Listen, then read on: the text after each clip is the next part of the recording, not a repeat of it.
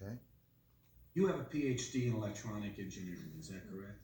That's correct. I've taught for the past several years. No, that's fine, sir. Your credentials are already part of the record. Now, when you said earlier that Mr. Kearns didn't create anything new, could you explain what you meant by that? Yes, as you can see, Dr. Kern's basic unit consists of a capacitor, a variable resistor, and a transistor. Now, these are basic building blocks in electronics. You can find them in any catalog. All Mr. Kearns did was to arrange them in a new pattern, you might say. That is not the same thing as inventing something new, however. Did Mr. Kearns invent the transistor? No, sir, he did not. Did Mr. Kearns invent the capacitor? Again, no, he did not. Did Mr. Kearns invent the variable resistor? No, he did not. Thank you, Professor. You may step down, Professor Chapman. We'll resume testimony after lunch. Dr. Kearns, your cross-examination, please. Dr. Kearns. Yes.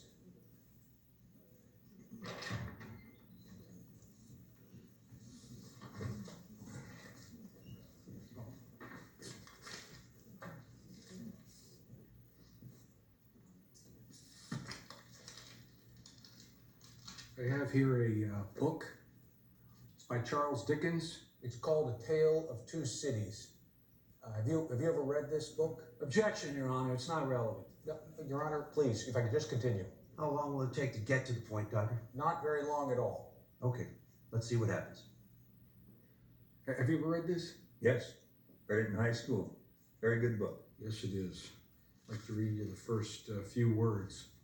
If I may, it was the best of times. It was the worst of times. It was the age of wisdom. It was the age of foolishness. Let's start with the first word, it. Did Charles Dickens create that word? No.